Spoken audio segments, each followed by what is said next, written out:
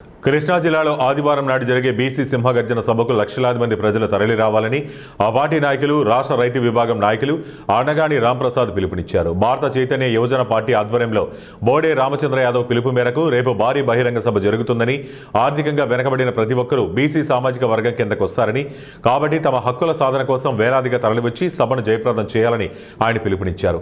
BC హక్కుల సాధన కోసం వెనకబడిన ఎస్సీ, ఎస్టీ, మైనార్టీ, ఆర్థికంగా వెనకబడిన ఓసీ నాయకులు తమ హక్కులను సాధించుకోవాలని పెళ్లమలూరు నియోజకవర్గం కన్వీనర్ తోకల రామకృష్ణ పిలుపునిచ్చారు. రేపు ఆదివారం నాడు నాగార్జున యూనివర్సిటీ ఎదురుగా బీసీ సింహగర్జన కార్యక్రమం చేపట్టింది. బీసీ సింహగర్జన అంటే ఆర్థికంగా వెనకబడిన ప్రతి ఒక్కరూ బీసీల కింద లెక్కే. ఈ సింహగర్జనని అనేక రకాలుగా అందరూ కూడా తండోపతండాలకు వచ్చి విజయవంతం చేయవలసిందిగా కోరుతున్నాము. బీసీలు గత దశాబ్దాలుగా ఎలా నష్టపోతున్నారో ఏంటి అనే అంశాలపైన బీసీల యొక్క ఎజెండాను ప్రతిపాదిస్తూ మా పార్టీ అధ్యక్షుడు బోడే రామచంద్ర యాదవ్ గారు కొన్ని నిర్ణయాలు పాటిస్తారు.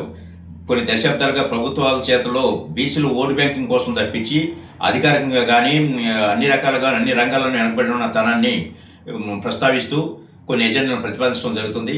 ఈ సభకి ప్రతి ఒక్కరూ కూడా వచ్చి విజయవంతం చేయవలసిందిగా కోరుతున్నాము. దీనికి బీసీలు అంటే ఓన్లీ కొన్ని కులాలకు మాత్రమే కాదు, ఆర్థికంగా వెనకబడినటువంటి అన్ని కులాల వారిని ఏకం చేసే ఒక వేదిక బీసీ సింహగర్జన. రేపు నాగార్జున యూనివర్సిటీ ఎదురుగా కార్యక్రమం చేపడుతున్నారు.